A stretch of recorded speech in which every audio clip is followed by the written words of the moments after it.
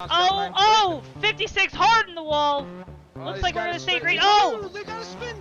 95 around, 33 hard into the inside wall. Oh, they're wrecking up front. 93, Ricky Johnson around, collects a 30, the 59, the 30, I already said the 30. Oh, They're still wrecking. Oh my God, the 22 of Jason San Diego, damn it. Oh my word. Turn 3 and 4. Side, they fly for turn 3 and 4. That's 66 now. Oh, they're 3 wide. Oh, Joe, who's 3. here? I don't know. They're 3 wide through the tri-oval. Give it to Feld there at the yellow flag.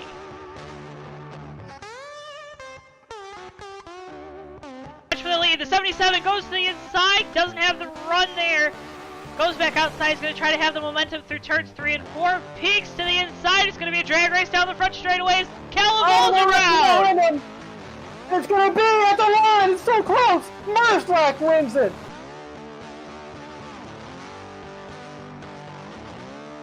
Don't think, oh he got really close, he's going to look to the inside! Oh, they make contact! Oh my God! Joseph Weaver!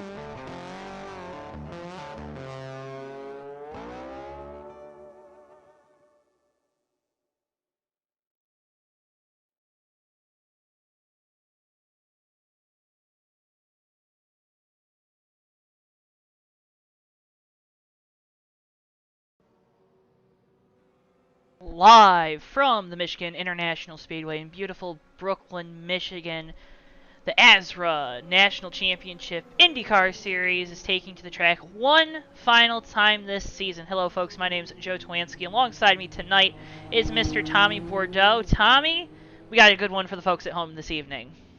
Yeah, it should be pretty exciting, Joe. The history here of open-wheel racing at Michigan is a long one, especially back in the day with kart in the 90s in the US 500. Well, today in 2020, we have the ASRA Series National Championship final race, and it should be a good one. And Tommy, before we go to the race, we're going to bring in Roger Nebelsack, who has been instrumental in getting us here tonight, instrumental for this league, and he has a special message for a friend at home. Hi, Joe. Thank you. I appreciate it. I wanted to take a moment on behalf of the ASRA National Championship Series, all the drivers. Last week, I found out that my longtime friend, his name is Josh Boyer, and sim racer. We've been friends for 20 plus years. His mother died unexpectedly last week. And so I wanted to just take a minute and say that we're all thinking about you. We wish you could be here tonight, and we wanted to dedicate this race in her honor, and her name was Kathy. So that's kind of what I wanted to say, and as with Josh, we're thinking about you, and I hope we put on a good show for you, and sorry you couldn't be here, and we'll see you soon. Okay. Thank you, Roger, and we're thinking about Josh and his family as they're going through a very difficult time here. But we're going to put on a great show for him, for his entire family, and for all the fans at home, and we hope that you tune in and you continue to watch with us, because it's going to be a great show with all of the emotions running high in the garage area after one of our own lost someone so instrumental in their life. Yeah, racing in general, sim racing or real racing, really grows a community like a family. And so losing anybody can definitely mean a lot. So it's very nice of Roger to come in and share those words. And indeed, tonight, Joe, like you said, will be a good one. Yeah, and Tommy, it's always hard to lose, but moving on from that is something that we like to do in the racing community at the track, and these drivers, they're going to do that tonight for their buddy, hoping that he can rejoin them next season. And Josh, we're thinking about you and your family right now. And moving on to a little bit of a less somber note, Tommy, 80 laps here tonight at Michigan. It's gonna be an interesting one. Yeah, Joe, I've been a part of quite a few open-wheel races here in Michigan, both in iRacing and in NR 2003. And similar to oh, I don't know, your super speedways and stock car racing. Michigan can really allow these drivers to make a lot of moves, get really close, have side by side racing, and be in a pack the whole way around the racetrack. You're going to see a lot of guys cutting, slicing, dicing. It's almost like a kitchen out here, Joe, and I'm sure these guys are going to be able to put on a 5-course race for us. Oh, it's going to have a beginning, a middle, and end for sure, and those 3 portions of the race, they're all going to be different, Tommy, and Michigan, you know, it's obviously got a special place in my heart, being my home track, and Michigan in the, you know, in the history of open wheel racing, it's a tricky one, and it also has a lot of controversy behind it. Why is that? Yeah, Joe. Well, back in the 90s, like I mentioned at the top of the broadcast, the CART and IRL split caused the US 500 to be run at Michigan on the same day as the Indianapolis 500. Of course, we just had the 104th, I believe, running of the Indianapolis 500 this Sunday, so a little bit of trivia there for you, and some intertwined star-crossed patterns here that we have seen time and time again. And JTN has hosted quite a few Michigan races, Joe. Yeah, it's funny how that works out when, you know, the corporate studios are about an hour and a half away from the racetrack, how we continue to get all these races here at this beautiful 2-mile oval. And tonight, using an open wheel version of the track for these drivers, it's going to help with a lot of the grips. The driver's currently going to qualifying right now, as it's just after 8, it's about 8:56, so they'll get the time to set a fast lap here, Tommy. What's the keys to doing that for these drivers? Well, you got to be very smooth with your inputs, Joe. Around this track, with all these cars going as fast as they are and evenly matched as well, you really have to come down to a game of hundredths of a second. And you're going to see these guys really have to get the best lap they can around here, which means being as smooth as possible. Any little jerk of the wheel left or right, any little loss of grip somewhere in the corner can cost you time that could be valuable in getting the pole. Yeah, and you also want to, you know, you're making sure too, you don't want to wreck this race car. You talked about being smooth on those inputs. You know, this track, it's not the smoothest surface. This version of the Speedway being based off of pre-repave of the Michigan International Speedway, off of the 2003 version of the track. There's a lot of bumps here, and that's going to provide us with some great racing action. We saw in practice, drivers able to use multiple lanes there. And there's been a couple drivers all season long, Tommy, that have really excelled in these Indy cars. We had, I don't know, it looks like 5 winners on the season, with our champion, Tom Musa, winning half of those races at 5 to this date. Yeah, Joe, 5 race wins and the championship locked up before you get to the end of the season. That's a pretty good record to have, although tonight it could see a new face in victory lane. And certainly, Joe, all these drivers here in Michigan, with how this racetrack can run, could have that opportunity.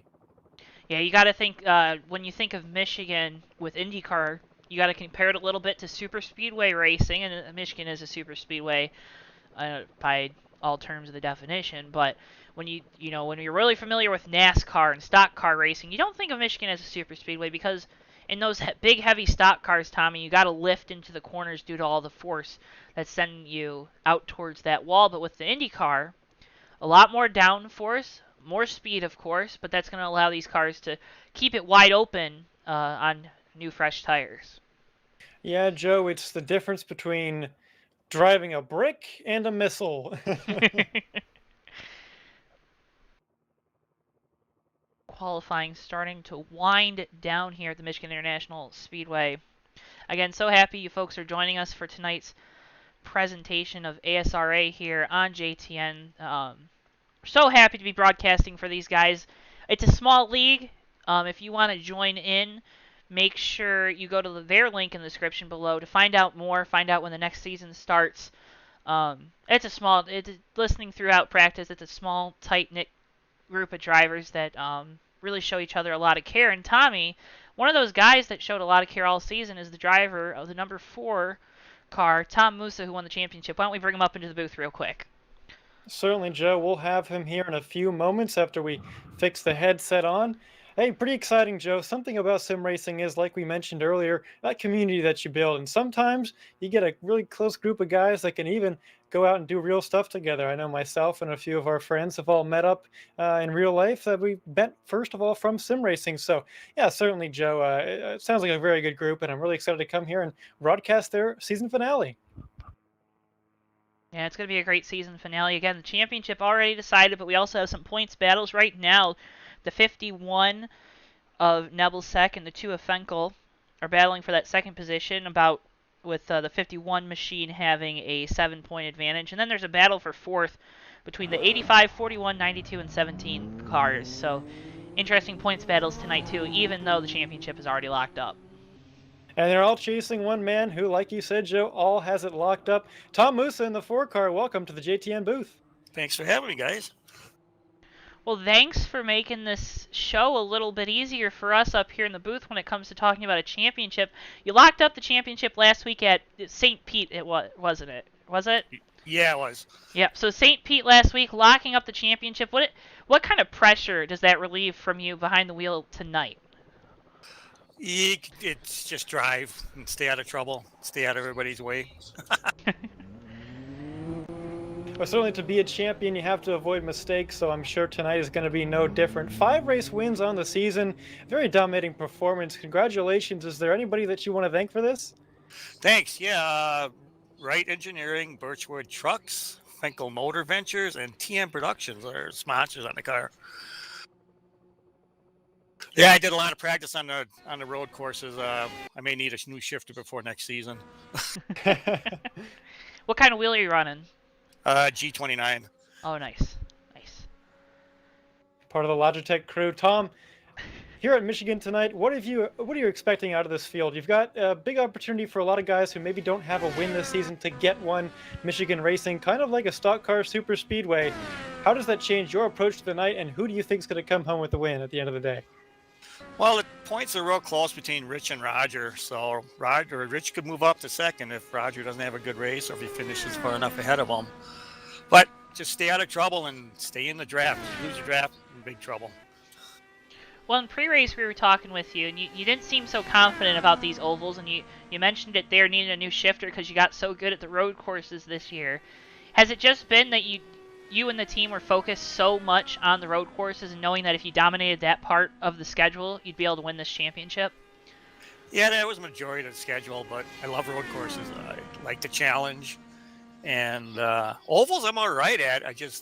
The last set of tires I usually get, I fall back because I burn them up too fast. Oh, when it comes to open wheel racing, I can't disagree with you on that one. I do love road courses so much. But tonight here in Michigan, it should be a fun one. Tom, thanks so much for joining us in the booth. Congratulations on the championship here in the ASRA National Championship Series. It was a great season for you, and hopefully tonight, a great race as well. All right, thanks much, guys. That was Tom. Again, that was the 4-car Tom Musa, the champion, Joe. A really dominating season on the road courses, and tonight hopefully he can get snag an oval win. Certainly that would be nice for him to end the season on. Yeah, and we're watching right now Roger in the 51 machine, red and black colors on that livery, that beautiful Chevrolet. Tommy, you got a couple different manufacturers here tonight. You have the Chevrolets. I've seen some Mopars out there, Fords. It's interesting to see a different grouping of cars besides just Chevrolet and Honda.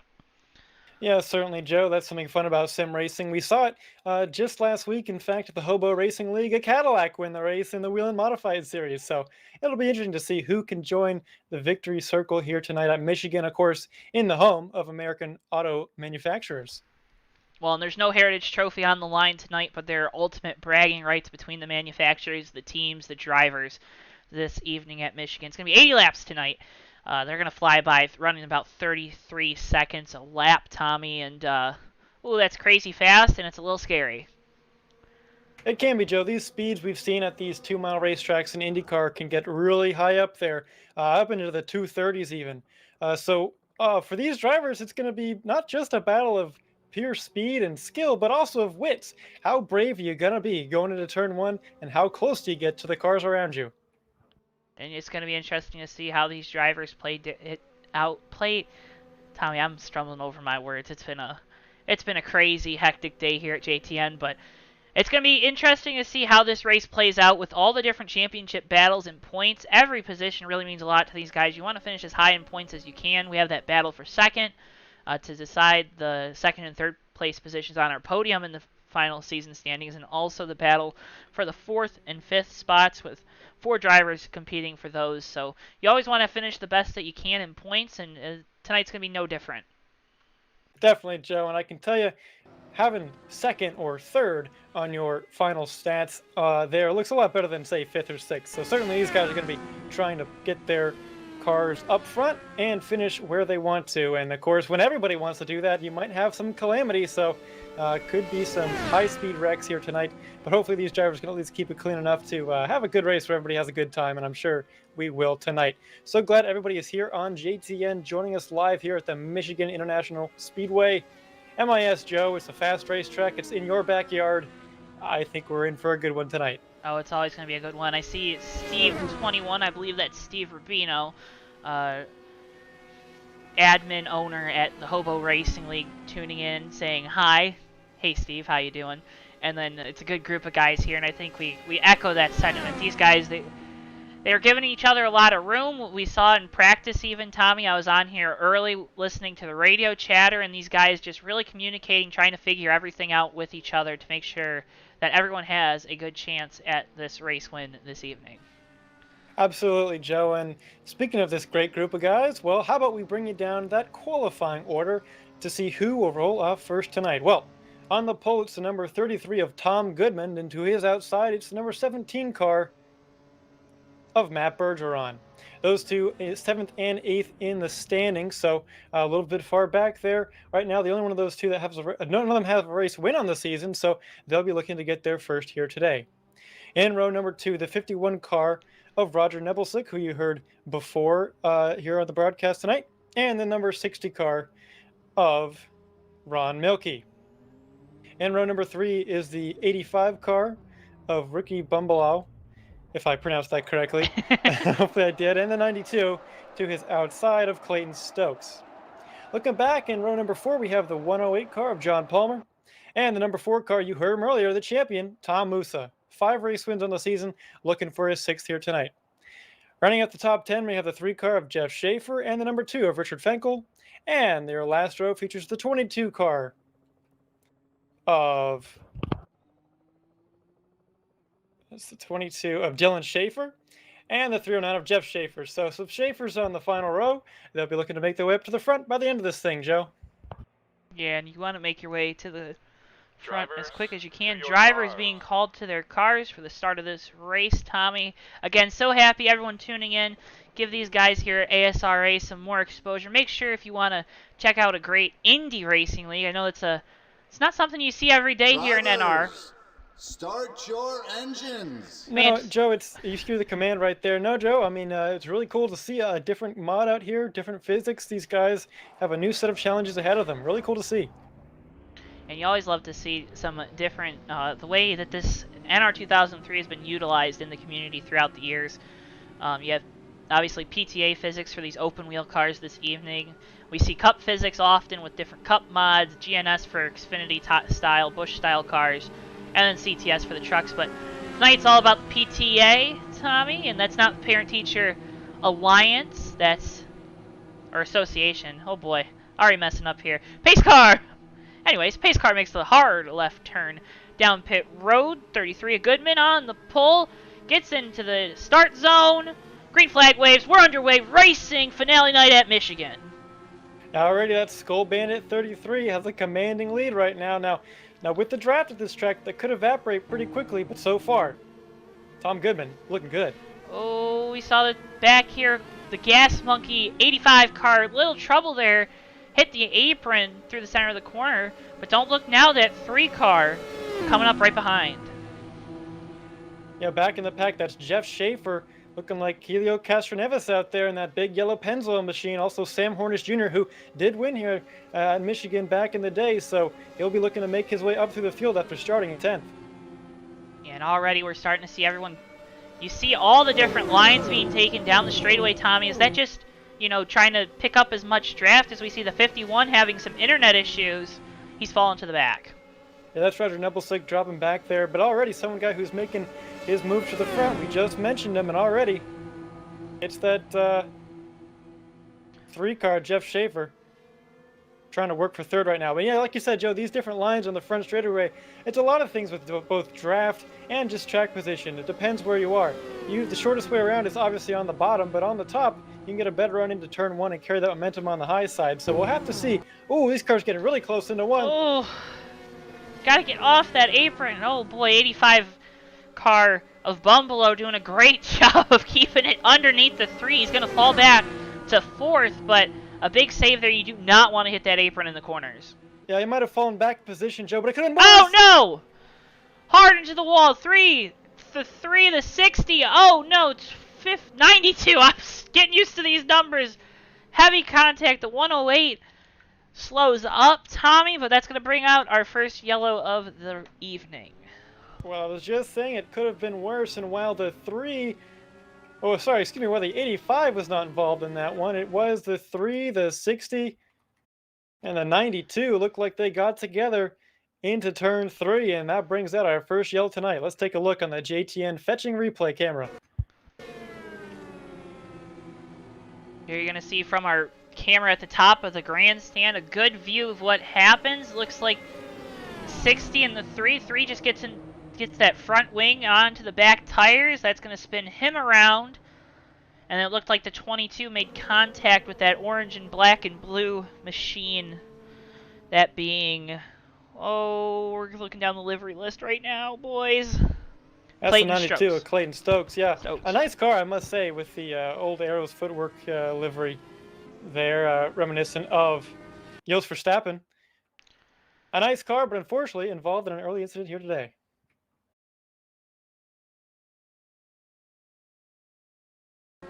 And here you see the secondary incident. Here, 92 gets on the apron a little bit, gets really loose, hits the apron again, comes back in front of the 22. 22 barely clips left rear tire with the front wing, and already big problems for these drivers here at Michigan. Yeah, here at Michigan, in these Indy cars, you got to be so precise, and if everyone's checking out to avoid an accident, cars all over the place, it can be hard to decide what line, because a decision you have to make comes up so quickly, Joe. And right there, just a couple incidents there that could affect these guys later on. They're going to have to struggle for speed, I think, at this race, Joe, for the rest of this time. Yeah, Tom Goodman currently leading here in the Skull Bandit, I guess. It's the 33. It's a Skull car, Tommy. I guess we can call it that. Then in second is the 85 of Ricky Bumbalo and that Gas Monkey number 85. Third is the 17 of Matt Bergeron, like Patrice Bergeron, the Boston Bruins assistant captain, I believe, is pace car going down the front straightaway here. I think that means we're still got another lap of yellow here. A bunch of cars down on pit road. Yeah, these guys want to take new tires. Hey, tires are going to be a factor here, Joe.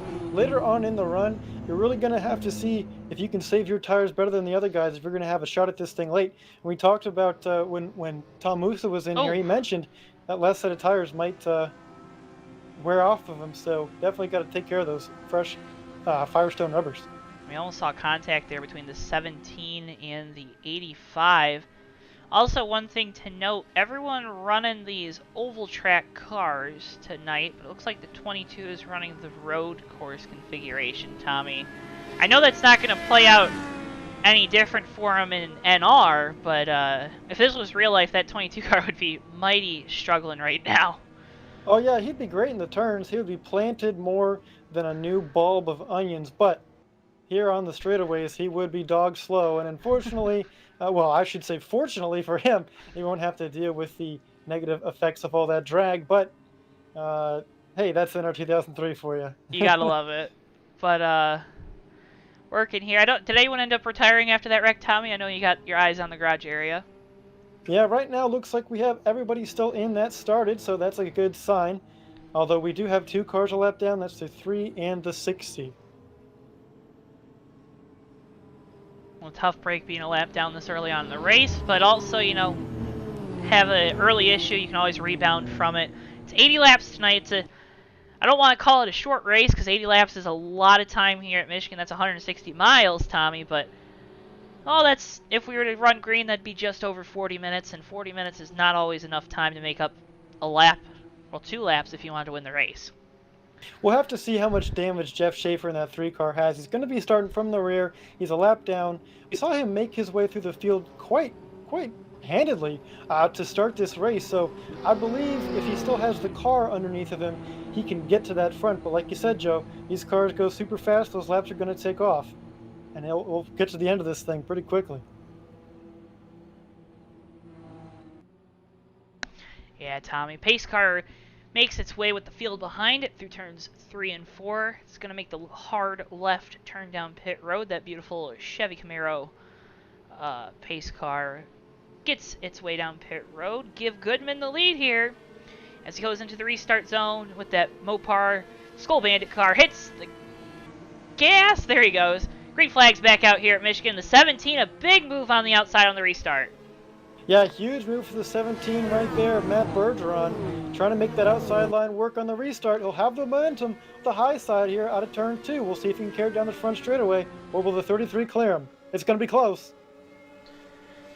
Looks like he's going to pull it back side by side down the back straightaway into 3 and 4. I don't know if you want to be side by side right now, but 33 is going to have that preferred inside line, but the 17 is going to hang close on his side pod down the front straightaway.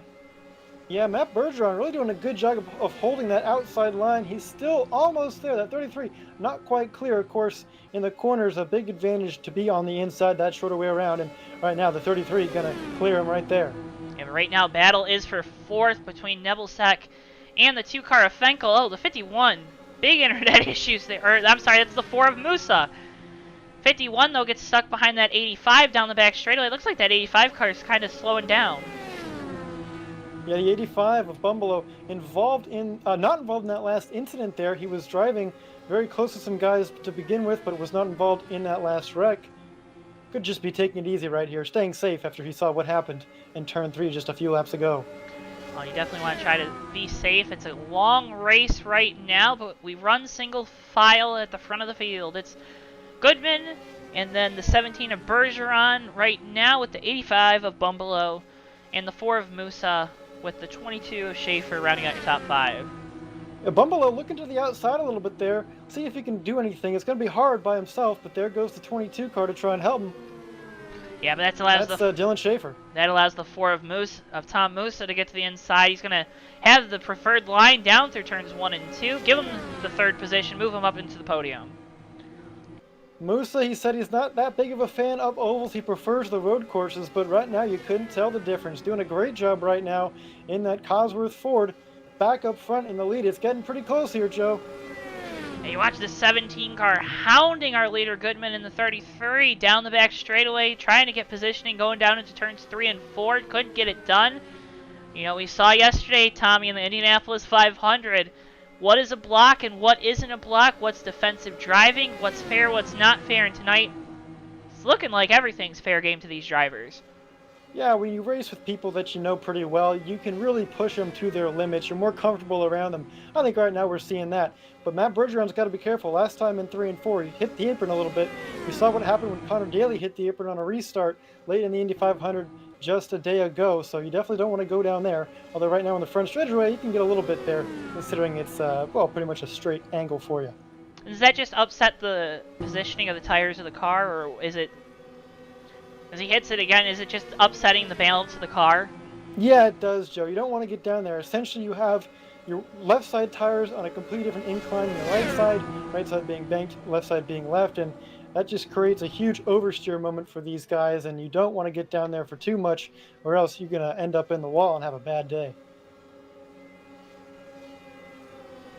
So we continue I may or may not have been victim of that before in sim racing. maybe not. Ooh, getting really close up front. Yikes. Looked like Bergeron was right on the tail of the 33 of Tom Goodman. I think this 17 of Bergeron, he's quicker right now, maybe has fresher tires, or, you know, just maybe saved him a little bit better. Oh, I don't know if he clipped the back wing. Getting really close to turn 3, Joe. Hey, but that's going to allow the 4 of Tom Musa a shot on the outside line. He's got help. I don't know if they're going to get there, Joe. And I believe that 4 car and the 2 car, those two being teammates, Richard Finkel and Tom Musa, trying to work the outside lane, trying to get to the outside of the 17 is the 85 of Bumbalo all over the apron through turns 1 and 2. Yeah, that's definitely not going to help that bottom line. That's going to give Tom Musa that clear spot ahead of the 85. We'll see if he pulls down or stays up high. Looks like he's going to stay up high and help Bergeron.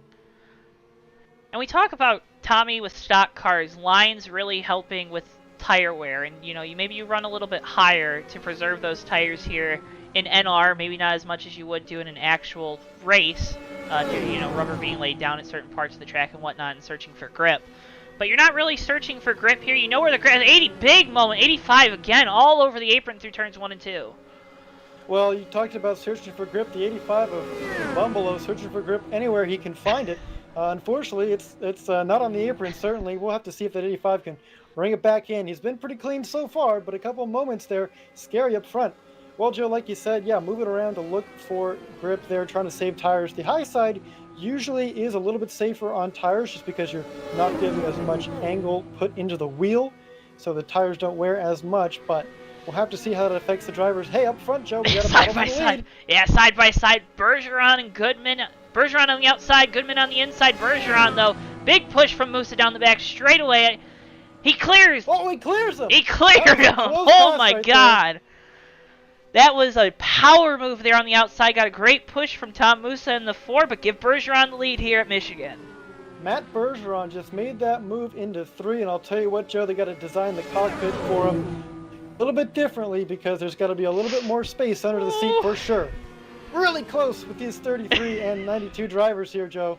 These guys are laying it all out there right now. Early on in this race, looked like the 17. I don't think he scuffed the wall any, but getting really close to that outside wall with those cameras here that we're watching back at the JTN headquarters on the monitors, Tommy, and oh boy, they're battling for this lead early on in the race. We're battling, and we're not quite a quarter of the way through, but this is what you get at Michigan here in these open-wheel cars. This is the kind of product you can expect.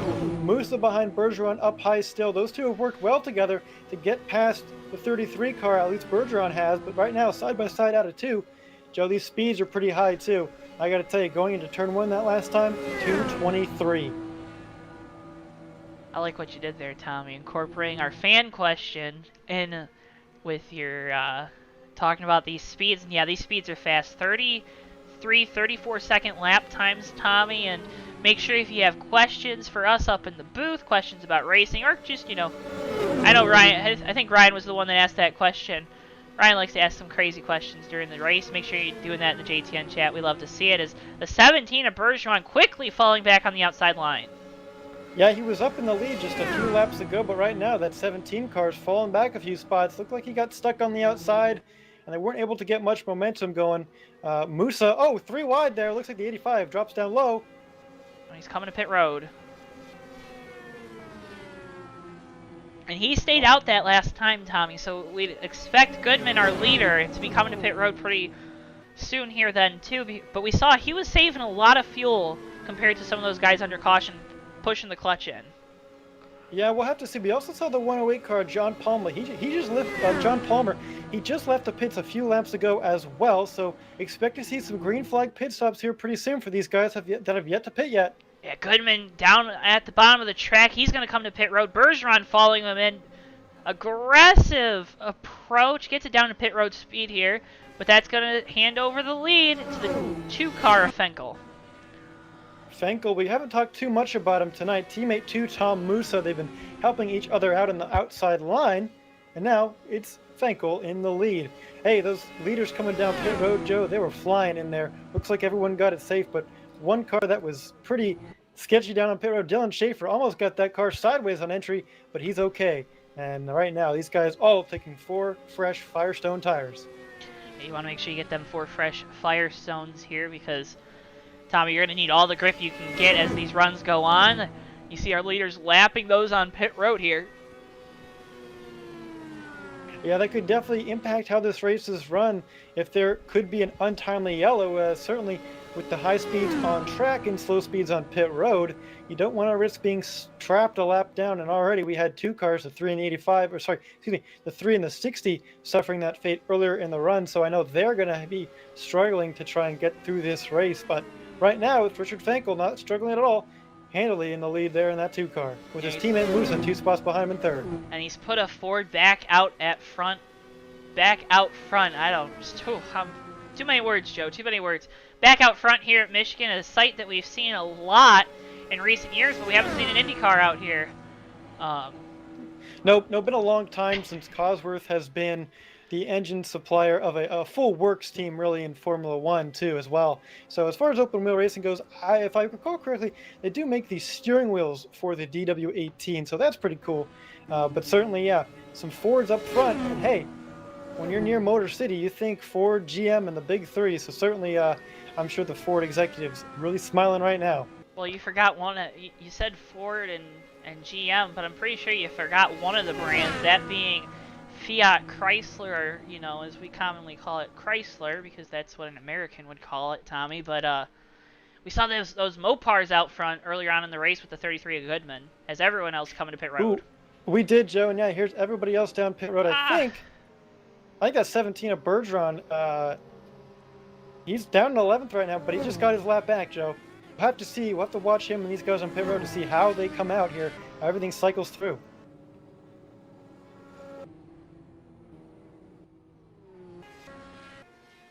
Along with the 2 and the 4, also the 51 car of Roger Nibelsick on pit road. And we have 5 cars on pit road right now. Not as crowded as the Indy 500 maybe, but still, you want to watch your opponents, see where they come in and out, because you don't want to get any contact that slows you down on pit road. Oh, and we almost have some between teammates. You see they're going to be coming off pit road. They're going to try to see where they get out in comparison to Goodman. But a guy with a great pit stop, Nebelsack in the 51, he hops the 2 Codsworth cars. Yeah, he was behind those teammates, Joe, and he really got into pit road a lot better than they did, and that entry allowed him now to get in front of them, and by quite a bit. Now, we've seen the 51 with internet issues throughout the night, but here comes the 33 of Goodman trying to retake his lead here at Michigan. Goodman with a full head of steam. He's been out there for a few extra laps, so I expect this one to be a quick pass, although we'll see. It looks like Nebelsick gotten up to speed pretty well. But that 33 car just too fast for carrying all that momentum, not having to come down pit road and exit it just like Nebelsick did. He'll take the lead back, and right behind him, Clayton Stokes in the 92 car. You gotta say, I like seeing blue and orange on a car together here at Michigan. Kinda feels good, Tommy. If it looks good, it feels good. It kind of looks like the Detroit Tigers colors, Joe, and maybe that's what it is. They could use some success that Clayton Stokes is having right now, up there in 2nd place. It's been a rough couple games here. A lot of games actually for the Tigers.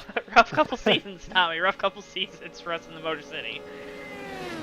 But we reset you here. Goodman out front with the 92 is Strokes in 2nd. 3rd is Nibelsack. 4th, Musa. And 5th is Richard Finkel in that number 2 machine. And one driver, Joe, who was up front, it's the 17 car. Of Matt Bergeron. We saw him making moves earlier up at the front of the field. Kind of off this pack, Joe, by himself, not really with that lead group, and that's going to affect his race, Joe. 26 seconds back last time by. He's out of the draft, and that's not good for that 17 team. Well, that's not good at all, because these guys are going to be catching him quick here, running in the draft with 5 cars. You know, you get so much, you know, we talk about the draft, and these guys are going to provide this close racing, but really, where it's helping these guys, it's not in the corners, it's down the straightaways, Tommy, because it helps punch, that lead car is going to punch a hole in the air for the guys behind, where they don't have as much air resistance off the front wing. Yeah, and that's going to help a lot, especially with all these different aero elements on these Indy cars. So on those front straightaways here in Michigan, which are very long, you can definitely have a huge speed advantage, while in the turns you might have a disadvantage due to that car right in front of you upsetting that air and giving you that aero push that you hear so much in IndyCar racing at ovals. But right now it looks like it's not too big of a deal. That's that 92 car, Clayton Stokes, right behind the 33. And as we continue on in this race, Tommy, we've seen this pack. It started off, all the guys were together at the start of this race. It's now down to 5 in this lead pack. Do you foresee that this pack will get any smaller as the race goes on? Well, it's all going to depend on how the pit stops shake out, Joe. I mean, you've seen those teammates there, the 4 and the 2 car of Tom Musa, our champion, and the 2 of Richard Fenkel. Those two, I think you can pretty much lock them in as pitting together every time this race. So at least those two, you pretty much know they're going to come together. That'll be interesting to see because depending on how many cars go with the 33 or the 17 or the 92, we'll have to see how that shakes out, certainly. Because drafting here, as important as it is, means you also have to have partners come to pit road. Yeah, and without those partners, you're not able to get the success that you want to get. And Tommy, here at JTN, we've had a plethora of great partners to start out in our inaugural year of broadcasting. So make sure you're checking out those partners below. Those being Autosim, a premier simulated text-based racing game. It's a free game that you can check out at autosim.weebly.com. It's a great game. You can find us some videos here on JTN too about it. We endorse it completely. You can also check out JoeTow Designs to buy some JTN, or you can check out JoeTow Designs for some great racing merch. Our JTN merch store and our Facebook page, giving us a like over there. And make sure, if you haven't already, you're hitting subscribe right here on JTN, liking the video. All the support we see, it really does mean a lot to us here at JTN. I know Tommy, anytime we have a broadcast before or after, we see if the subscribers go up, and a lot of times in the recent weeks they have, and it's a great thing to see. And also, if you're loving seeing this IndyCar racing action, make sure you check out the ASRA website where you can sign up, find out more. And we were talking, too, in our production meeting, Tommy, you really like what this league does with their website. Yeah, Joe, it's really impressive. I do want to talk about this for a little bit because the ASRA, I got to say, their website is really, really good. And I believe we have a link to that below in the description. You can go check out for yourself. It's really well put together, well done. Detailed information. One of the things that blew me away, Joe, was the race recaps after each race. They're very long, detailed, and give a great summary of the racing events of that week. So I was super impressed by that. You love to see league admins, league owners really take care of their league and give it a lot of effort put into it. It's awesome to see. And I'm so proud of these guys for doing that, and I'm so happy that they decided to add JTN to that mix to boost their credibility. Not credibility, they're very credible, but boost their footprint certainly in sim racing because they certainly deserve it. Oh, they definitely do, and there's different ways you can support them. The biggest being, make sure you're coming out, you're racing with us here on Monday nights, starting with the next season. That should be coming in, well, I don't know, a bit here, because you guys want a little bit of time off from behind the wheel, don't they, Tommy? Yeah, certainly. After a long season, hey, you're okay with those breaks. Sometimes get a little bit of vacation in. Right now, ticket prices for flights might be low, but just be careful. These guys have been traveling safely, of course, around in the bubble here at Michigan, so good for them, of course. And yeah, after a long season, it's nice to put the feet up and relax. One driver who's not relaxing, Joe, up front, it's these teammates, Tom Musa and Richard Fenkel. They've taken the lead from Tom Goodman. Yeah, and Fenkel, he led a lap there, so that's going to give him the bonus point for doing so. So give him another point trying to pass Neville's second points, but now he's strung out on the outside as Goodman and Stokes trying to make the move for second and third. Yeah, kind of stuck outside with not much help, so definitely those that lap important there for Richard Fenkel, but now he's paying the price. He's sliding back to the back of this pack, slides right below, right in front of that 51 car. Tommy, I had another question too. Fuel mileage. We saw fuel mileage a big deal yesterday on the Indianapolis 500, and I'm starting to notice that these guys, they're kind of shuffling out as who's the leader. I don't know if it's by design or just by how competitive these guys are with each other and the racing is here at Michigan, but could that be a little bit of fuel-saving strategy to try to make your pit window a little bigger? Well, you've seen it before at super speedways in stock car racing. When you're out in front, like you mentioned earlier, doing all that work of pushing that air out of the way, well, that also increases the drag on your car and makes your car work a lot harder. So when you're out in front, full throttle, you're burning a lot of gas, whereas the guys behind you, to make the same amount of speed, well, they can let off and save a bit of fuel. So definitely, Joe, it could be that factor right there. You don't necessarily want to lead it and suck all that fuel dry out of that gas tank. Should be coming up too on our next pit window, where the 33 and the 92, they'll probably be coming before our two Ford teammates out here, the 2 and the 4. So interesting to see too how these pit stops shake out once again at Michigan, Tommy, but oh boy, we're running some fast lap times right now. Yeah, the lap times are still up, and the race, Joe, is about halfway through. We're about to finish lap number 40 here, and there goes Tom Goodman to pit road. And Stokes is gonna come in behind him. Oh, Goodman! Oh no, Tommy! Oh, he just hit the inside wall coming to pit road. Ooh, and that's going to cost him a lot of time, Joe. That's not the pit entry that he wanted. Especially, Joe, we saw how important it was to stay together in the draft, as Bergeron is a lap down after losing the draft last round of pit stops. That's really going to affect this 33 car. Here we get you a replay there.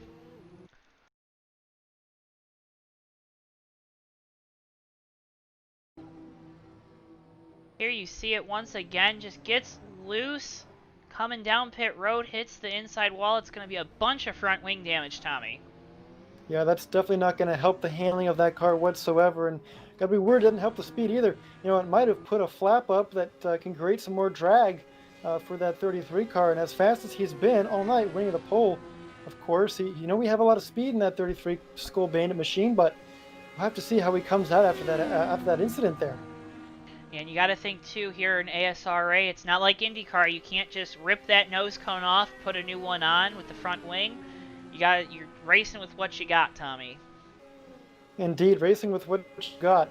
We have one driver retired from the race so far. It's the 3 car of Jeff Schaefer.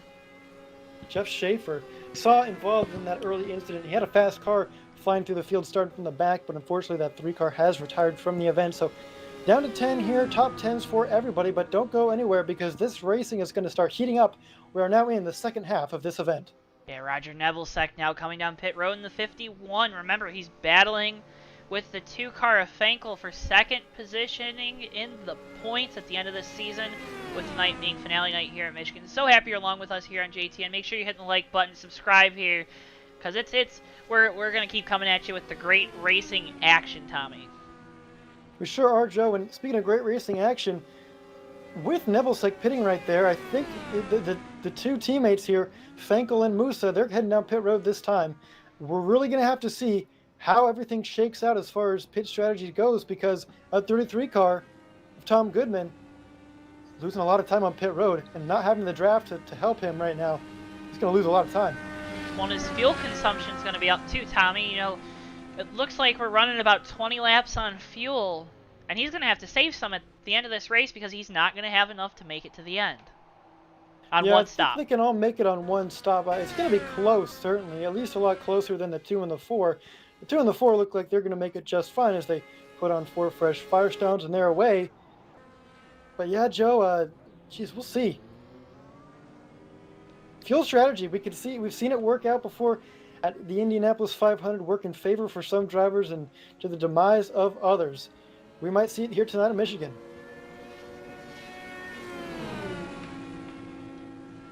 So Musa and Finkel coming off pit road, but the 51 and Nebelsack, he's going to make it by on the outside, pitting a lap earlier, and getting the toe off the 22 of Schaefer. Yeah, Nebelsack, and that's an important position, Joe. Like you mentioned, right now, second in the points.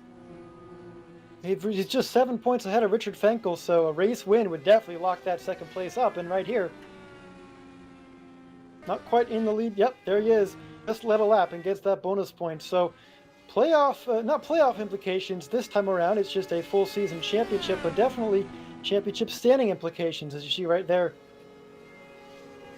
The 4 and the 2 car just exiting 2 that time by, so they got some work to do, but we'll see if they can work together as teammates and get back up to the 51. Meanwhile, at 33 of Tom Goodman, falling way behind now in 4th.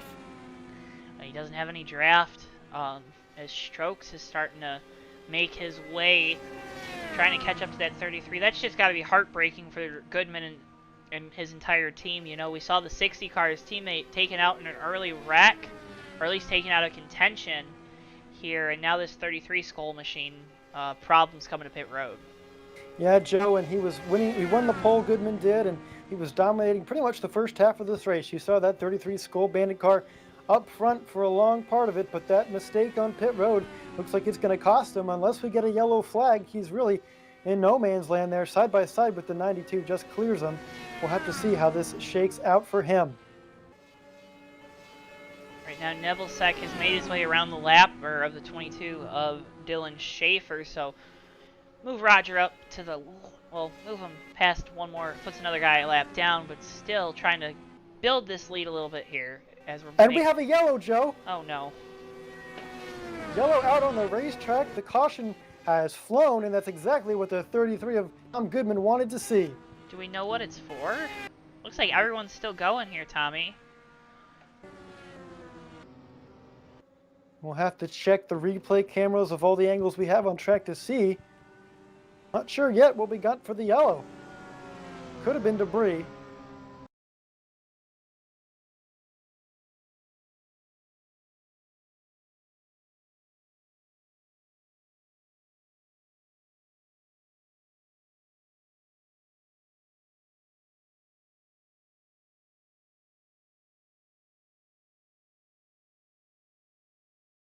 Currently trying to fetch the replay of what brought out our caution, the second of the night here. Lap 48 right now, lap 49 here at Michigan, and the leaders are going to come down pit road, and this is going to stack the field back up. 6 cars on the lead lap before the incident that brought out this yellow, and we'll see if we have some wave around at all. And it looks like, Tommy, it was a debris yellow. It doesn't look like there was any incidents on the track, so you'll see everyone coming down pit road here, or at least our leaders coming down pit road. Nebelsack leads them down. This is going to put everyone now in the one-stop window to make it to the end of this race out of these leaders. And that's Nebelsack with a quick pit stop there. Got to think they just put gas in it and left. Because again, another thing here, you don't have an air jack under the car. You got to manually jack the car up on both sides to replace the tires. 33 Goodman takes 2. Varying strategies here on pit road. Very interesting here. Also, 3 cars right now trying to take the wave around. It's the 22, 108, and 17. So that's 9 cars on the lead lap if they continue to stay out. And like you said, Joe, with all those guys that just pit, throw fuel strategy out the window, they'll make it to the end on one more stop comfortably.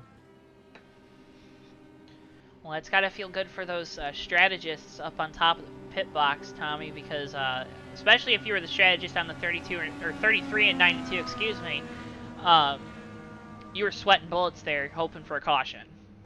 Yeah, it depends now just when you pit and who you pit with, not necessarily whether or not you have enough gas to make it after that pit stop. So, right here, guys, we have the 51 car of Roger Nebelsack right now leading this pack, and it's an important one, Joe, because he wants to take that second place in the championship standings, just 7 points coming into this race ahead of Richard Fenkel in third. You got to remember, too, the way the points pay out, it's not 1 point per position. It's 50 points to the winner. I believe it's 40 to second, so 10 points extra on the second place finisher, and then 5 points throughout the rest of the field, Tommy. So, or between positions throughout the rest of the field. So, be interesting to see, too, if how much that 51 car is paying attention to the progress of Finkel in the number 2. Well, speaking of Finkel in the 2 car, Joe, he is going to be lining up second on this restart. A good pit stop there for that crew. So we're going to have second place in the championship up for grabs, and they're going to be battling here on this restart. And I think one thing, too, to keep an eye on, we've seen Nebelsack in the 51. He's had some internet issues all night. It'll be interesting to see if he just lets these guys go. Knowing that he's kind of been blinking in and out here just to be safe. You know, you don't want to get involved in a wreck that's going to take you out of the race right now, especially with, you know, just over 30 laps to go. Or way over. Or just under 30 laps to go, sorry. Yeah, just under 30 laps to go. It's going to be, I think, 28 when we restart right here.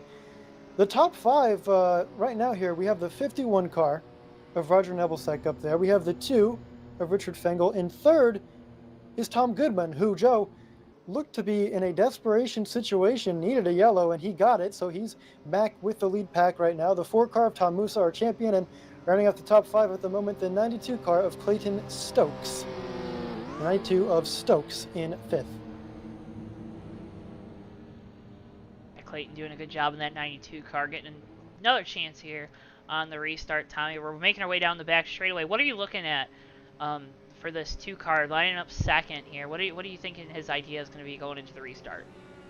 Well, keep in mind that we have one more pit stop left, Joe, and I think for these guys right now, think smart about it. Get to that thing, and then once you get to that, make sure that you don't make a mistake like we saw the 33 car of Tom Goodman do. You're not always going to get that saving grace yellow, so knowing that he has a teammate back in the field of Tom Musa trying to help him get second in these point standings, I think Fenkel right now has just got to survive to the end of this race until that next pit stop here, and hopefully be in it at the end. Safety car makes the left-hand turn down pit road. Nebelsek's going to lead him into the restart zone, hits the gas. We're back racing here at Michigan. Well, a little bit of shuffling on the restart there, coming to the restart zone, and right now it's the number 4 car, our champion, Tom Musa, making the move for third on Goodman. Yeah, and he wants kind of strung out behind him. He wants to get to his teammate Fenkel in the 2 to try to... and we have an incident out of 2, Joe. And it involves Stokes in the 92. Oh, no. Oh, you hate to see it, Tommy. You hate to see it. That's not good. Well, we hadn't seen any wrecks off of a restart. In fact, this race has been quite clean for a long time, Joe, but that time, well, a little bit of argy-bargy there, bringing out our 3rd yellow of the night. And it involves the driver who was running in 5th position on that restart, the 92 of Stokes, as well as the 108 car of John Palmer, who was 2 laps down at the time of the incident. Clayton in the 92, he wraps the apron, Tommy. Wraps that yellow line a little too much, and then the 108 car, looks like the 60 ran into the back of him there to finish off that car, so hopefully not too much damage to the rear end of the 108 of Dog Palmer. But tough break for all these drivers here. Yeah, definitely. That's a classic apron wreck right there, Joe. Just dipping a wheel down there, trying to get everything you can, trying to leave enough room for the guy ahead of you. And sometimes accidents like that can happen. Now, we'll have to see, Joe. These guys, if they come down pit road and gas it up, it's going to be closer on fuel to make it on one stop. Should be interesting. And not just one stop, Joe. If they can save, they might be able to just make it the whole way in all.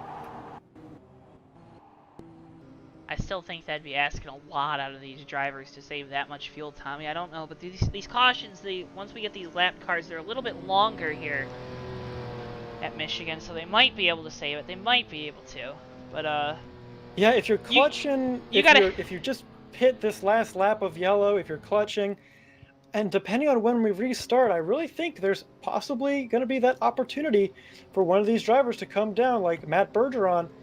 Take fuel right now, and he might be able to make it to the end without stopping, provided we stay green. Well, even if we were to have a yellow, that would probably help those guys if it was a quick yellow at least, because I would assume you come down and you take tires before that last lap, Tommy. Get the fresh Firestones on all 4 wheels, and then you come down, you gas it up, and if you get a quick yellow, you're going to be able to save the gas. It looks like everyone's coming, all our leaders are going to be coming down pit road this time. Yeah, Nebelsak right now coming down pit road and leading a train of them, followed right behind by Tom Musa, or excuse me, Richard Fenkel, Tom Musa's teammate. Tom Musa, our champion, there in 3rd as they head down pit road. And right now, the 17 of Bergeron, he was already on pit road, so trouble's there for the 17 crew. He's got to try to get off of pit road, or no, pace car's already passed him, so he's going to be a lap down here. Staying on. A tough night for the 17, who was up with the leaders early in this race, making a charge for the lead. Actually led a lap, I do believe. So right now, that 17 car not in the position he wanted to be. One car right now ahead of the field is the 33 of Tom Goodman. Once again, he stayed out that time, Joe. And we saw him do that earlier in the race. Was able to make it to a lap, about lap, I don't know, 22, 23. So it'll be interesting to see. I'm thinking that they will definitely have to pit again here unless we get another quick yellow. Or at least pit under green unless we get another quick yellow. But the 33 of Goodman out here leading laps, continuing to do so behind the wheel of that number 33 Mopar machine. Yeah, it's definitely going to be a stretch. He is clutching that car. You can see on camera looking at Goodman. So definitely going to be close. He's going to try and give it everything he can to make it to the end on fuel. But right now, it looks like the comfortable strategy was to pit that last time by. I think too we saw Goodman. He might not have had the fastest car, Tommy, but when he was out in front, he was able to maintain that lead. So we reset you here. Goodman in the 33 is going to line up first on this restart. Schaefer is going to line up second. He's not a lap down, right? There'll be Dylan Schaefer in the 22, first car lap down in 8th. Okay, so he's going to line up. Looks like he'll line up on the inside here, so that's going to put Musa behind Goodman here on the outside line, I believe. Or Schaefer's going to drop to, I don't know. I don't know what the 22 car wants to do here. So I know he probably wants to line up in line. But they'll put a car between Goodman and Musa here on this restart, Tommy. Yeah, that's definitely going to affect this race possibly, and just depending on the kind of restart Musa gets, we'll have to see if the 22 is easy to get by, or, hey, don't forget, Joe, I mean, we don't have lucky dogs in this series. It's IndyCar, so that 22 is also going to be fighting to get his lap back the old-fashioned way, passing the leader in Tom Goodman.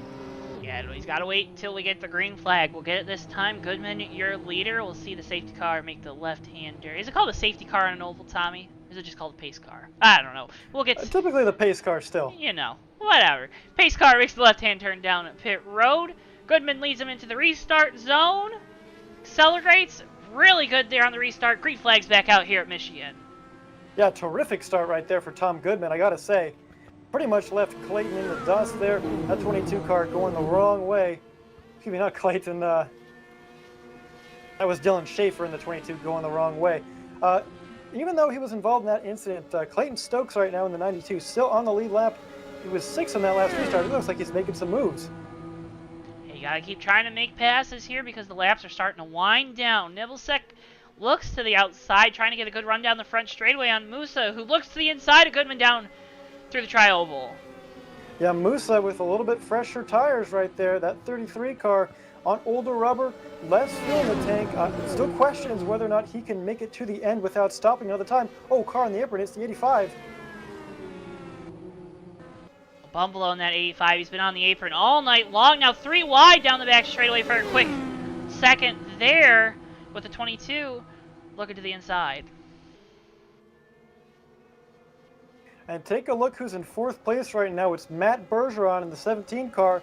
He was up there early on, making a lot of moves on the outside line, but fell back after the first round of pit stops. And look at him. He's trying to make his way up to 2nd.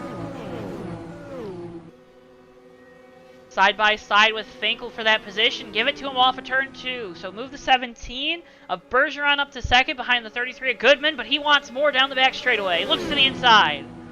Ooh, really close right there. Looks like the 33 was shading down to the inside to try and block the 17, but 17 able to stick his nose in there, and now he takes the lead, Joe. Yeah, and here's his teammate, Clayton Stokes, right behind him. Yeah, that 92. Big run down the front straightaway. He's going to try to clear the 33 going down into turns 1 and 2. Jockeying down the front straightaway. And now it's Goodman stuck on the outside line. 2 teammates below him trying to get by him. Now 85 car also helping out those 2. That's not good if you're Tom Goodman. Well, Goodman having a bad time here on this restart. Started on pole position here with 20 laps to go. Well, that's not pole position, Tommy. I don't know what I'm saying anymore, but now it's starting to fade back here as we move into the late stages of this race. Well, right now it's the battle of teammates up front. It's Matt Bergeron in the 17, Clayton Stokes in the 92. They're on the low side, and on the high side it's Tom Musa and Richard Finkel in the 4 and 2 cars respectively. Each trying to make the lines work. How about that, Joe? Team racing? You better believe it. We have it here on JTN here, broadcasting the ASRA National Championship finale. Go check out their website in the description below. It's a beautiful website. It's definitely worth your time to check out this racing league. We've seen a lot of close racing here, but not too many yellow flags. We'll have to see if we get any more later on in this race. That 33 car peeking back up to the front, Joe, on the outside line. That was really scary. And don't look now. Here comes the 108 of Doug Palmer, that bright yellow machine. Now the 85 of Bumbleau side drafting down the back straightaway on the apron here. Oh, he makes contact. Accident. Oh, into the catch fence, the 108. Oh, no. No. Oh, and it looked like a hard wreck there in turn number 3, Joe, because it lasted all the way to turn 4. No. Bumbalo down on the apron again here. Makes contact with Palmer in the 108. And that's going to end the night for him. Yeah, Palmer has to retire that car. That was a huge crash up into the catch fence right there.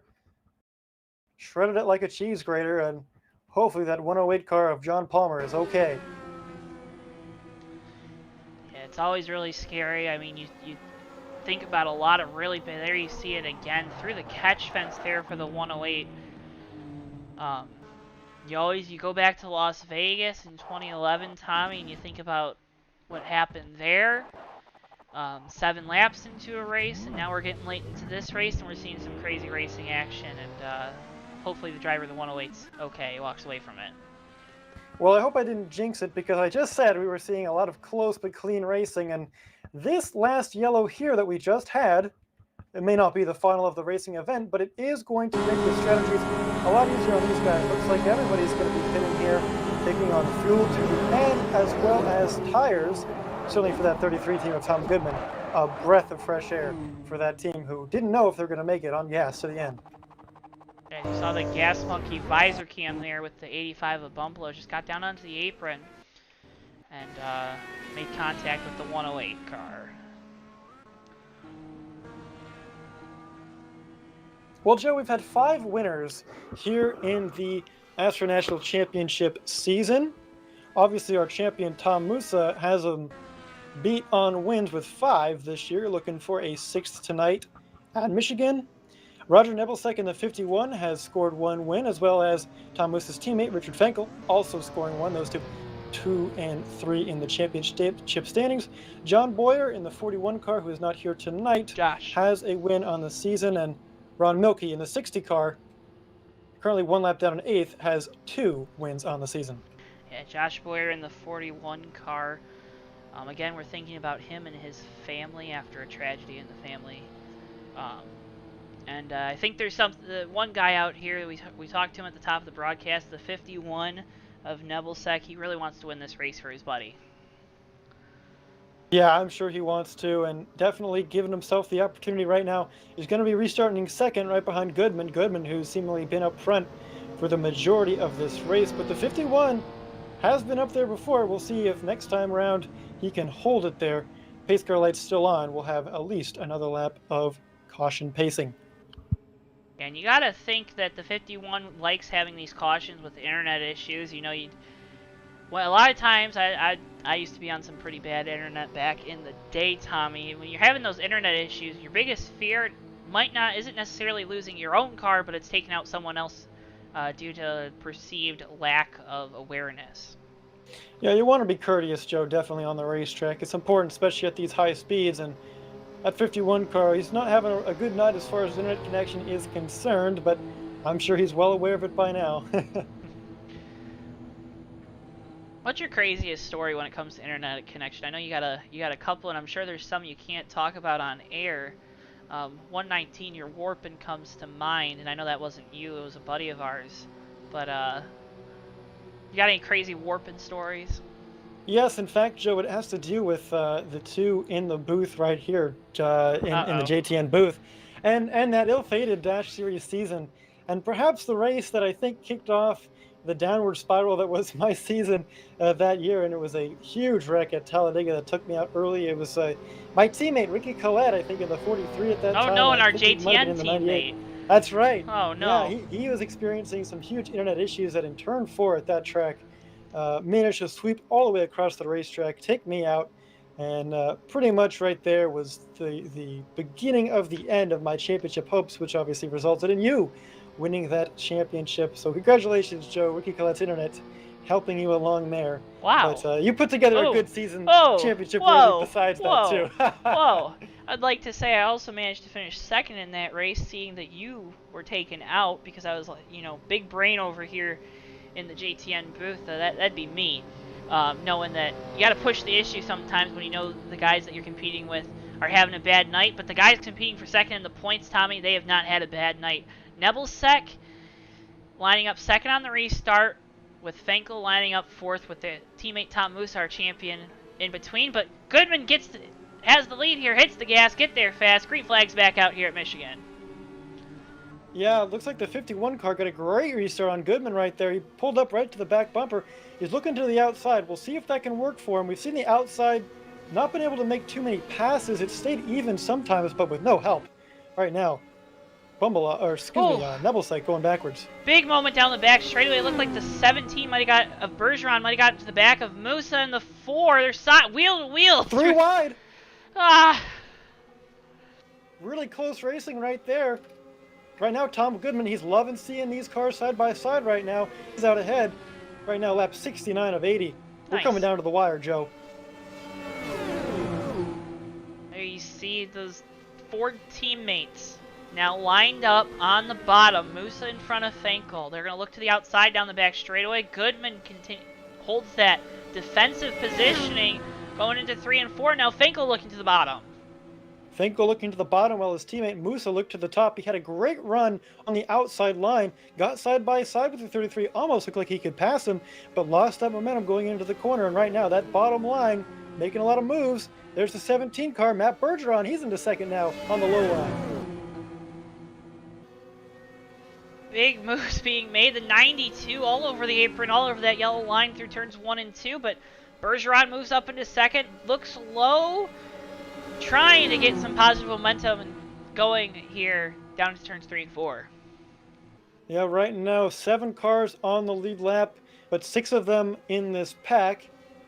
That goes back to the 51 car of Roger Nebelsight, who right now, if he finishes where he does, he's going to finish behind Richard Fenkel in the championship points. Yeah, the yellow flag is out here once again, Tommy. Oh, the 85 of Ricky Bumbelow just blew a motor. Oh no.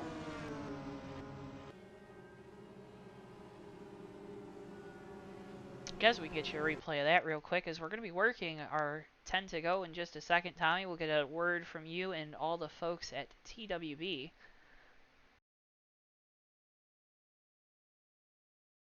Yeah, let's fetch this replay, and then at its conclusion, we'll give you that TWB 10 to go. It's going to be more of a TWB 9 or 8 to go tonight, but We that's always okay. We always love to hear our friends at TWB, but there you see Bumbelow engine let's go here going down into turns 1 and 2. Tough night, as the motor says. Night, Tommy.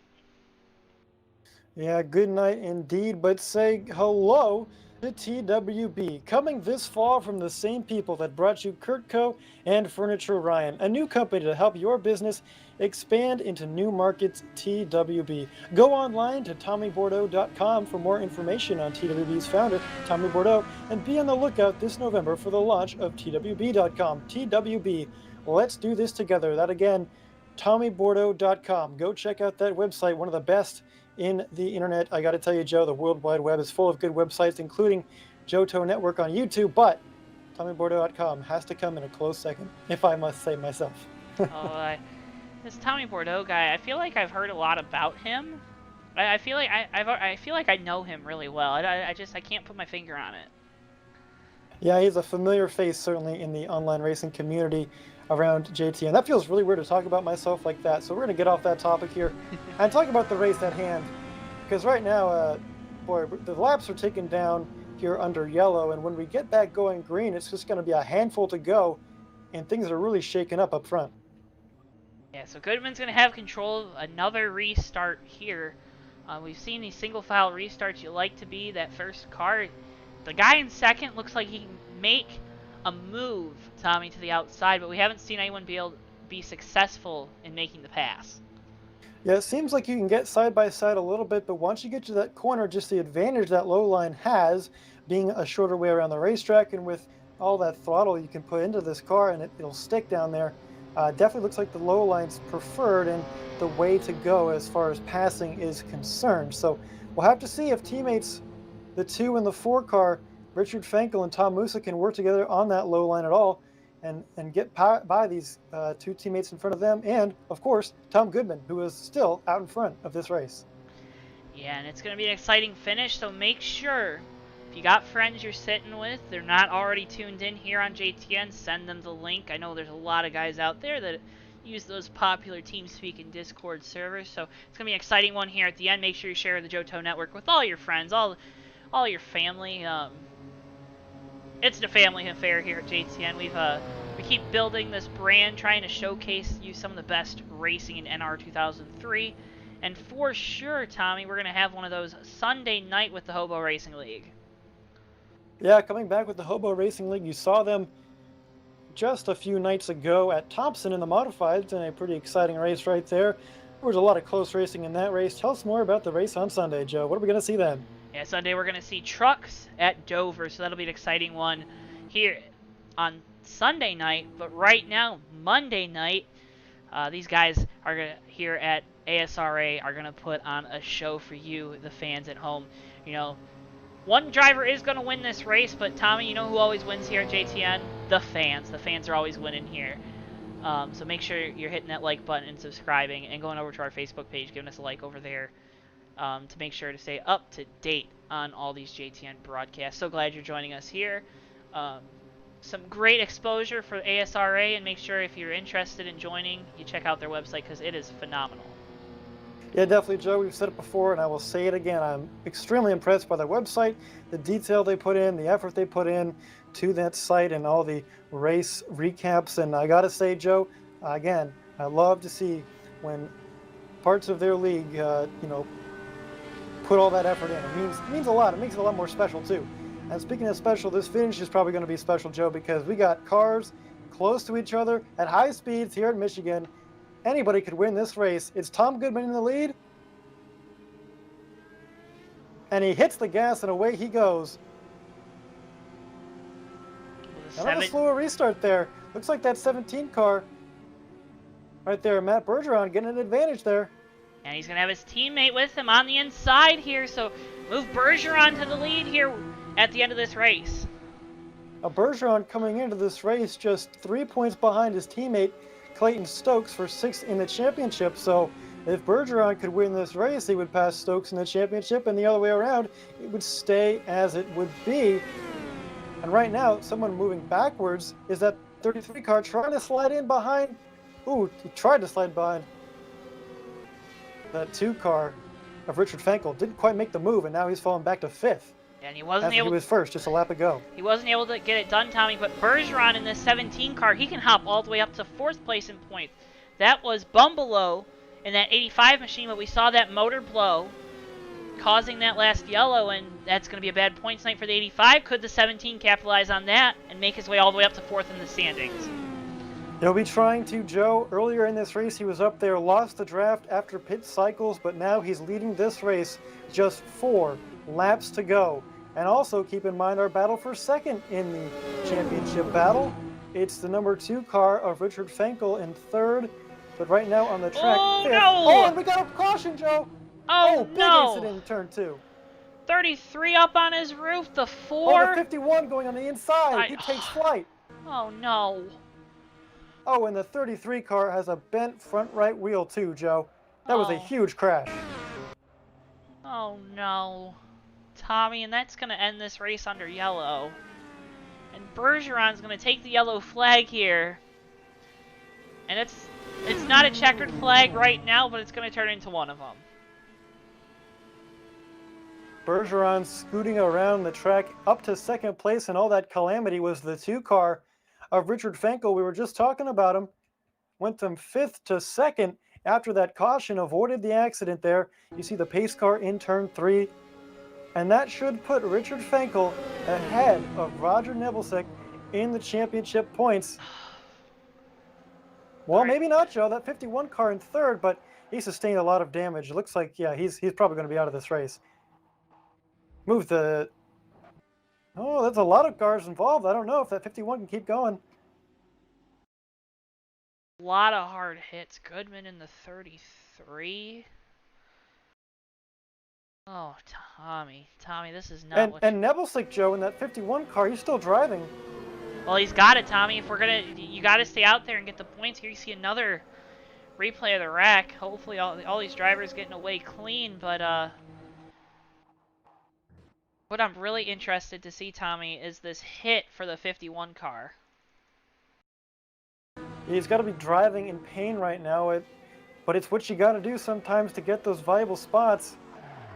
The 51 car of Roger Nebelsick here trying to hang on to second in the championship points, and I think he's going to get it, Joe, if my math is correct. We just came down pit road.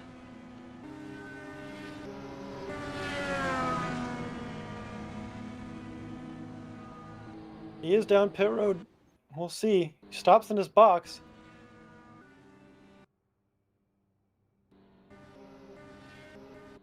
Goodman in the 33. Is Goodman a lap down, or is he moving up into that third position? Well, Goodman should be on the lead lap still. He's got a bent right front wheel, Joe, but he's still out there. Impressive. There you see him, but we're going to go back to our leader. So Bergeron's going to take the yellow, white, and white flags here one final time around on the season. Yeah, Matt Bergeron right here. I'll tell you what, Joe, it didn't look too good early. He fell way down. And to get himself back into that lead group after some timely yellows to stay on the lead lap and then win this race, it's quite the achievement. And with Finkel finishing second, I think Goodman's going to finish third here, it looks like, with Nebelsack fourth, Tommy. Yeah, that is what it looks like, Joe. I don't know what that's going to do for the points as they keep it with... Oh, man. Oh, and the 33. Oh! It's going backwards on pit road. Oh, no. Something must have went wrong for that team. But that's Yeah, going that to... car could have given out, and he's out of the race. Well, that's going to give Nebelsack the third position here. It should. We'll wait and see when they cross the line right now to see what ASRA officials say. But with all that being said, coming off of turn 4, the black and orange machine of Matt Bergeron, he sees the checkered flag and wins it here at Michigan. Well, congratulations to Matt Bergeron for the victory, and Roger Nebelsack comes home with third place indeed, Joe. And I think that's going to do it for second in the championship, if my math is correct. They both led a lap, him and Richard Finkel did, so congratulations to him. I know he was racing with a heavy heart tonight, and I think he might have achieved his goal of second in the points.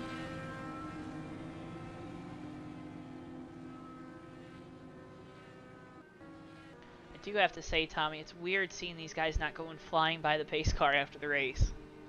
Yeah, stand right behind it there. It's also just, there we go. There goes our winner, Matt Bergeron, by it. It was also weird to see them go that slowly, Joe. They were flying out here, speeds in the 210s. I saw even a couple times clipping into the 220s when a driver had huge draft down the front straightaway. So fast cars, but a great race, I got to say, right here from the ASRA. The inaugural ASRA broadcast on JTN. And it was finale night here, and make sure if you want to find out more and race with these guys, again, a great group of guys, Tommy. Make sure you check out their website, find out how to sign up. But Matt Bergeron, burn it down here at Michigan. Yeah, burn it down indeed. You don't need that car anymore after this race. It's the end of the season, so go wild, Matt. Congratulations on your win. That 17 car. What a comeback. And we've seen a lot of them here on JTN. Oh, we've seen a lot of comebacks. We've seen a lot of great finishes at Michigan. And a great race here tonight with these ASRA guys. And we're going to move on to our post-race coverage here, Tommy.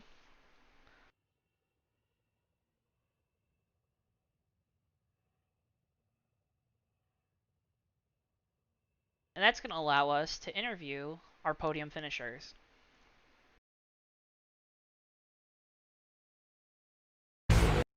Going through the final results here tonight, just to get everybody up to speed. Your winner, Matt Bergeron in the 17, followed by Richard Finkel in the 2 car. Behind him, it was Roger Nebelsack there in 3rd position in the 51 car. In 4th, the number 33, our pole sitter from tonight, Tom Goodman. Ron Milkey in the 60 car, coming away with the top 5. He was quiet pretty much all night, but a good top 5 for him here at Michigan. Clayton Stokes in the 92 finishes 6th. Tom Musa, our champion, 7th. Ricky Bumbaugh, after his engine expired, in 8th. John Palmer, 9th. Dylan Schaefer 10th, and Jeff Schaefer in 11th, rounding out the field here in Michigan.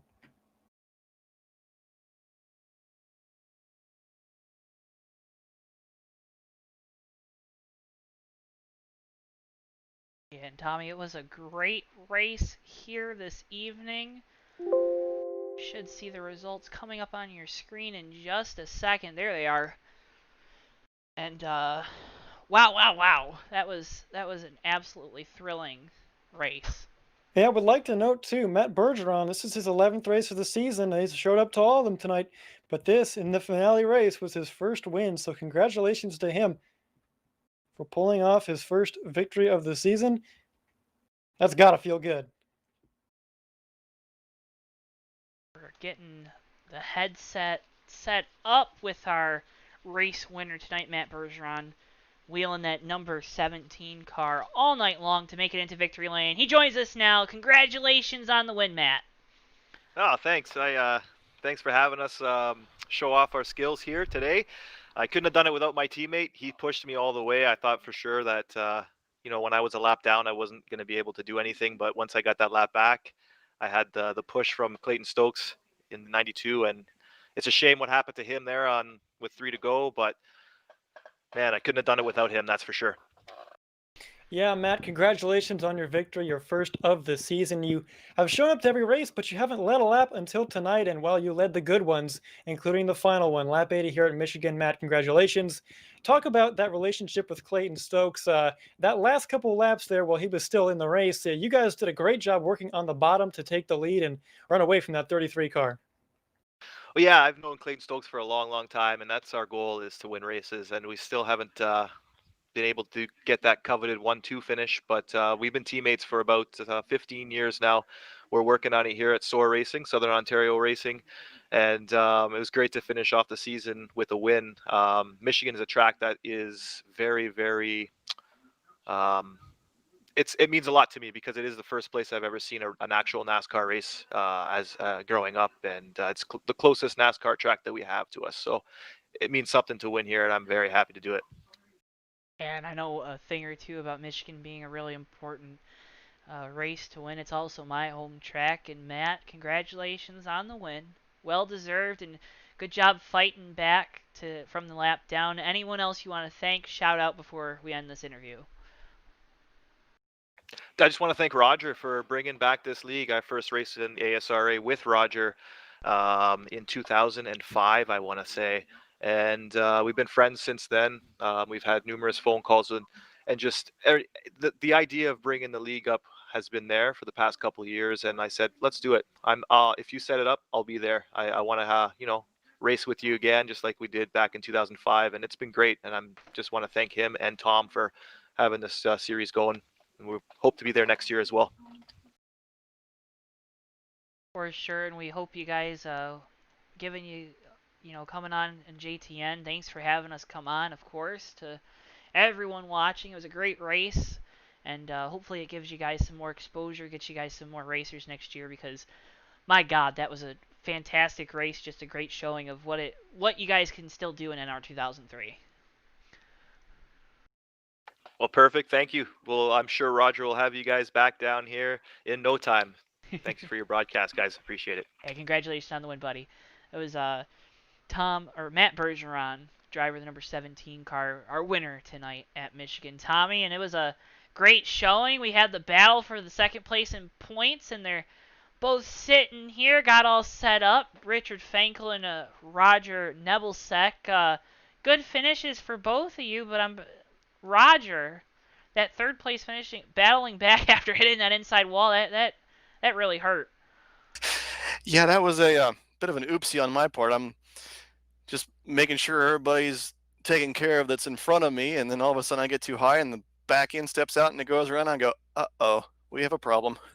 And I hit hard enough. I took out, I guess, at least both front tires. They were flat, so I tried to turn back on the track and went straight back into the outside retaining wall. I'm like, what's going on? And then I look at my screen, and sure enough, both tires are flat. And then I don't know if you caught what happened with Cal, but apparently he, like I, was dropping a lot of debris, and apparently they black flagged him, and disqualified him. So I went from 4th to 3rd on a disqualification. You believe that?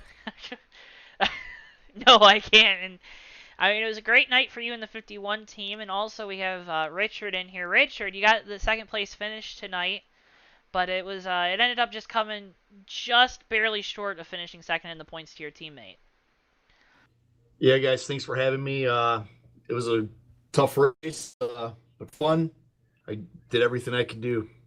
I was points racing there for a little bit. I probably shouldn't have been. I should have been maybe going a little bit harder there at the beginning, but I was trying to save my stuff. I knew there'd be some tight racing up ahead of me, and I didn't want to get caught up in anybody's mess, so I kind of laid back a little bit till the end, and just came up a little bit short there. Yeah, Richard, we heard Matt earlier talk about that relationship with Clayton Stokes, being able to have a teammate out on track to work together. You and Tom Musa were right with each other all night long. Explain how that can help, even though you didn't get second in the points this year, just in future races, what that does, especially on a super speedway like Michigan. Well, Tom's a great teammate. I've known him for a long time. I've raced with him for a long time, and having that teammate out there just gives you it's like having double the information, which line you're going to go in, when you're going to pit, stuff like that, and knowing that you've got a little bit of a buffer if you guys need to switch lanes, or if the draft that comes into play on some of these bigger tracks. A teammate is a great thing to have out there. It's like having 8 tires on your car. Well, and going to the opposite of that, Roger, tonight you were racing with your teammate in mind, and with all that being said, dedicating the race to him and his family, what were the challenges tonight without having your teammate here and knowing that there was so much emotion going into this evening at Michigan? Well, aside from all that, and kind of thinking about Josh, and the good news is, and I talked to him just before the race tonight. He definitely wanted to be here, but he's still out of his hometown, so he can't get to the track tonight. But he and I are actually going to get together most likely this weekend, and we're going to go see the IndyCar race at Gateway. So that was one bright spot for the start of the race. So I was that was definitely encouraging. And the race itself, I think I would have had a good car. But unfortunately, I just had one of those glitches, one of those issues tonight where I kept blinking pretty badly. So I wanted to at least make sure I was out of the way and not causing any issue for any of the drivers. So I just kind of held back and just drafted. And I was hoping that we'd have another green flag run and maybe a green flag run to the finish with the pit stops, because I felt I had a good enough opportunity as I was getting some good in and out laps to pick up at least a second or two and maybe put myself out in front to where they couldn't catch me, maybe win the race. Didn't work out that way, but then I was also gifted a third place, too. So I guess I can't complain. Yeah, Richard and Roger both not only podiums in the race, but podiums in the standings as well. Got a lot of positive momentum going into next season, and we hope to see you again on JTN for sure. I know I had a lot of fun broadcasting here, getting used to all the new names, but I look forward definitely to see what ASRA holds in the future for us. Yeah, thanks. Thanks, Tom.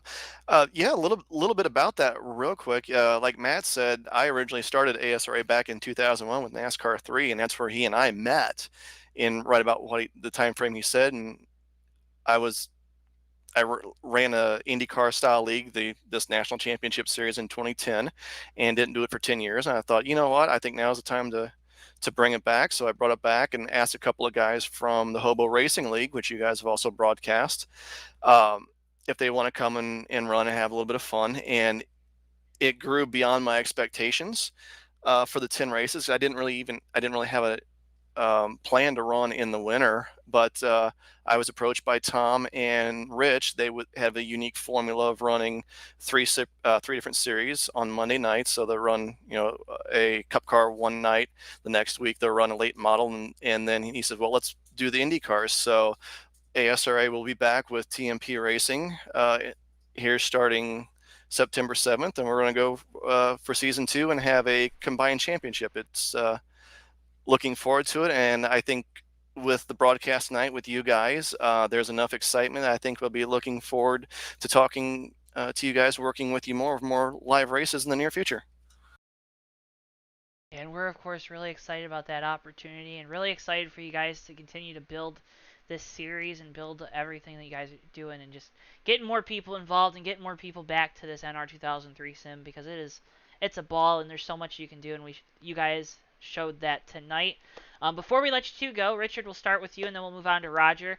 Anyone you want to thank at home, shout out. This is your moment. You got that podium finished. This is your reward for it. Yeah, I just want to give a shout out to my teammate Tom, Roger for putting this on, and my sponsors, Right Engineering, TMP Productions. Couldn't do it without those guys, and I appreciate it. And looking forward to, as Roger said, the fall season coming up.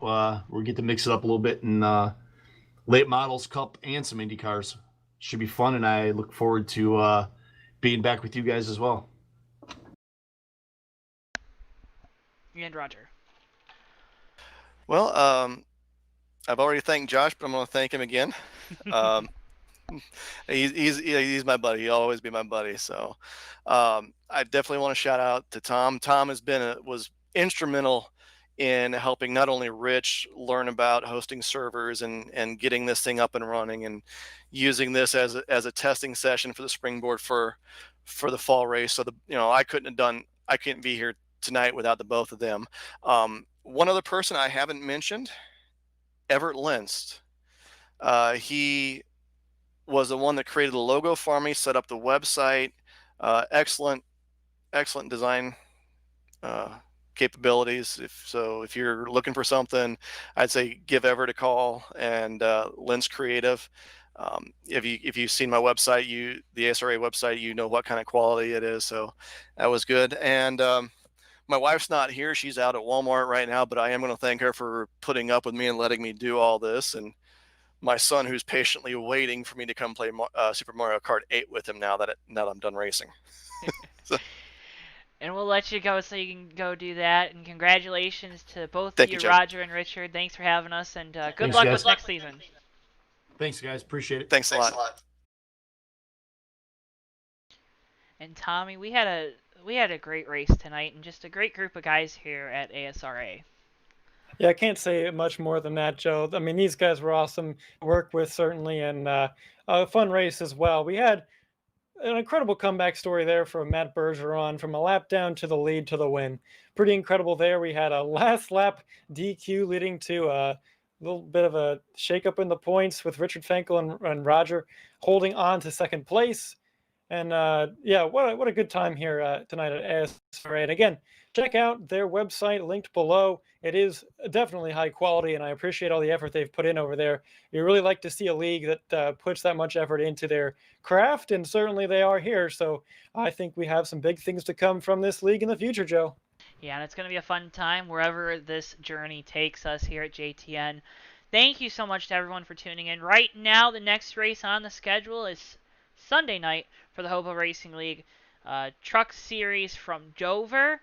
That's right now. We could have a race tomorrow night, possibly. I'm not too sure on how the scheduling is going to work out, Tommy. But with all that being said, make sure you go over to our Facebook page, give us a like over there, and you'll find out first before anyone else.